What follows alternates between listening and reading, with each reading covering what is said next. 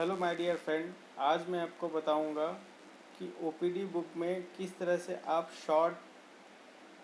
Shortcuts लिख के आप उसका फाइंडिंग्स लिख सकते हैं। सबसे पहले फ्रैक्चर का जो हैश का साइन है उसको अगर लिखना है कोई किसी दांत में, जैसे 1 1 के साथ में फ्रैक्चर है तो आपको सिर्फ उसके अंदर जो ब्रैक ये आपको सेल्स दिए हैं उसके अंदर सिर्फ आपको फ्रैक्चर के लिए हैश लिख देना है। इसका मतलब वो दांत फ्रैक्चर है। उसके बाद 1 2 3 देख सकते हैं आप, साइड में उसका ये दिया हुआ है तो आप उसको 1 2 3 करके लिख सकते हो। तो 1 2 3 मतलब ग्रेड ऑफ मोबिलिटी। तो जैसे आपने 1 लिख दिया तो ग्रेड 1 मोबाइल हो गया, ग्रेड 2 लिख दिया तो ग्रेड 2 मोबाइल हो गया, 3 लिख दिया तो ग्रेड 3 मोबाइल है। तो अगर आपने बराबर से उसके एंट्रीज फाइंडिंग्स लिखे हैं तो एक साथ में आप उसको देख के बराबर से आप उसको आप इसको ये लिख सकते हैं, मतलब उसको ट्रीटमेंट एडवाइस कर सकते हो। उसके बाद बी, बी का मतलब होता है डिस्कलरेशन। उसमें हो सकता है ब्लू, ब्लैक, ब्राउन। डिस्कलरेशन के लिए बी इसलिए लिया है क्योंकि जितने भी डिस्कलरेशन के कलर है वो बी से ही स्टार्ट होते हैं। तो ब्लू होता है, ब्लू हो जाता है, किसी दांत पर चोट लग गई तो ब्लू हो जाएगा किसी दांत पे, और या फिर ब्लैक हो जाएगा या फिर ब्राउन हो जाएगा। तो ये डिस्कलरेशन के लिए वो बी हमको वहाँ पे लिखना है। उसके बाद आ जाता है एम। एम मतलब मिसिंग। अगर कोई दांत नहीं है तो वहाँ पे एम लिख देना है ताकि बाद में हम उसको एडवाइस दिखा सकें कि advice for prosthesis with 6। Suppose 6 के साथ में एम लिख दिया हमने तो वो वहाँ पे आपको एडवाइस करने में आसानी होगा, एडवाइस विद प्रोस्थेसिस विद 6। उसके बाद डी लिखना है। डी, डी मतलब डिकेड। डिकेड मतलब D1 मतलब क्लास 1 का है, क्लास 1 या फिर पेटन फिशर कैविटी है तो जिसको हम लोग एडवाइस कर सकते हैं filling, simple filling, class 1 filling is D. उसके बाद डी या D1 लिखना है। उसके बाद D2। D2 मतलब ग्रेड 2 डिकेड है, मतलब वो बहुत डीप फिलिंग है। डीप फिलिंग है कि में भी जा सकता है रूट कैनाल या फिर नहीं जा सकता है, या फिर उसके लिए एडिशनल ट्रीटमेंट की ज़रूरत लग सकती है, या फिर DPC IPC लग सकता है। तो ऐसे वाले केस में D2 फिलिंग के लिए D2 उसमें फाइंडिंग्स में लिखना है D2। और कोई भी एक बात ध्यान रखिए आप लोग, अगर कोई भी फिलिंग कर रहे हो चाहे वो क्लास 1 या फिर पिटन फिशर ही कैविटी फिलिंग क्यों ना हो, आपको वहाँ पे पेशेंट को जब फिलिंग करोगे तो उसको बोलना है कि अगर इसमें सेंसिटिविटी होती है फिलिंग करने के बाद या फिर तकलीफ़ कुछ होती है तो उसका एडिशनल ट्रीटमेंट करना पड़ सकता है, जो कि रूट कैनाल भी हो सकता है या फिर उसमें कुछ filling, extra filling and anti hypersensitive cement जो होते हैं वो वाला फिलिंग करनी पड़ सकती है। तो आप वहाँ पे सेफ़ हो जाते हो, क्योंकि बहुत बार देखा गया है कि फिलिंग करने के बाद पेशेंट सेंसिटिविटी लेके आता है या फिर पेन लेके आता है। तो अगर आपने उनको पहले ही ये बता दिया रहेगा, मतलब आप उसको पहले ही उसके ऑब्जेक्शन को हैंडल कर लिया रहेगा, तो पेशेंट आपके ऊपर नहीं चढ़ेगा। नहीं तो वो आपसे बोलेगा कि पहले तो कुछ नहीं था, थोड़ा काला काला था और उसमें फिलिंग करने के बाद मुझे पेन होने लगा, मुझे सेंसिटिविटी होने लगी। तो वो आपके ऊपर आपसे झगड़ा कर सकता है, आपके ऊपर चढ़ सकता है, इसलिए आपके ऊपर झगड़ा कर सकता है। ठीक है, इस तरह से D2 वहाँ पे लिखना है, और D1 D2 दोनों केसेस में आपको बता देना है कि अगर कुछ तकलीफ होती है तो आपको ट्रीटमेंट करना पड़ सकता है। अब आता है D3। कहीं भी हमने D3 लिख दिया तो इसका मतलब पल्प इन्वॉल्वमेंट है, चाहे पेन हो या फिर ना हो। तो D3 लिख दिया मतलब डेफिनेटली गोइंग फॉर RC। ठीक है, D3 अगर ब्रैकेट में अगर उसके ब्लॉक में लिख दिया है D3 तो हम एडवाइस करेंगे वो RCT।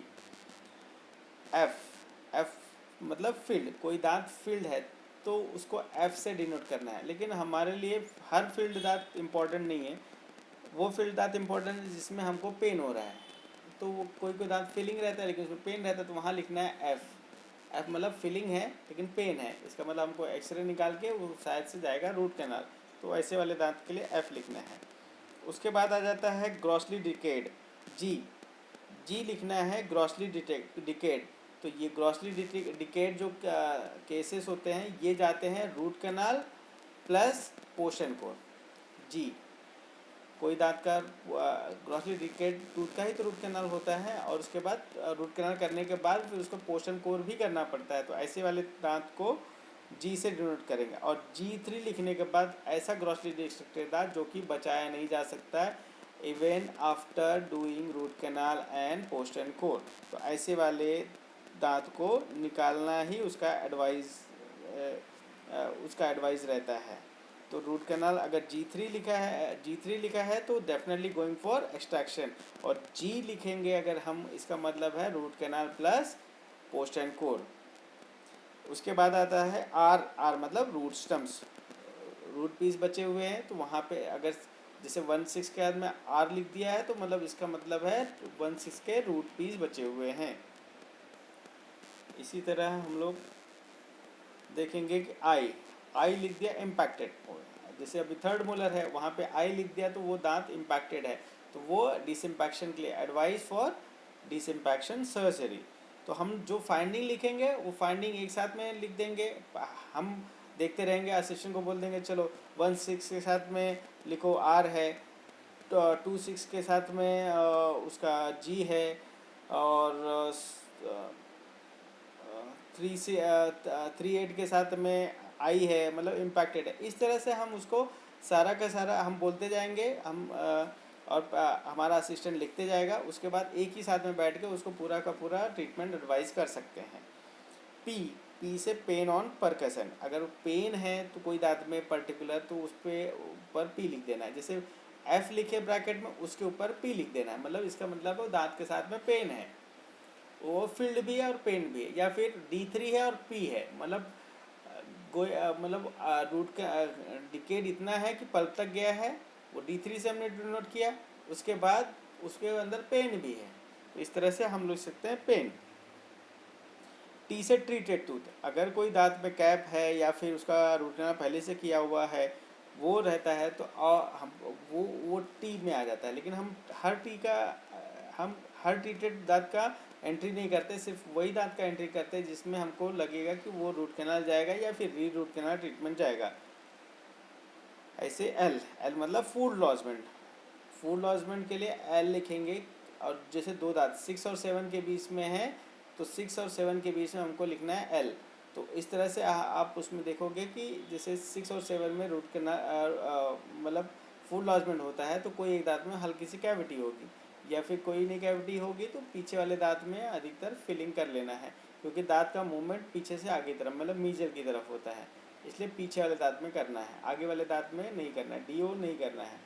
प्रोवाइडेड मतलब वो भी कंडीशन है कि अगर वो डिस्टल पे है कैविटी तो वो आप वहाँ पे डिस्टल पे फिलिंग करना है। अगर किसी दांतों में कैविटी नहीं है, सिर्फ वहाँ पे फूड लॉजमेंट हो रहा है तो डिस्टल वाले मीजल वाले मतलब पीछे वाले दांत के मीजल पे करना है।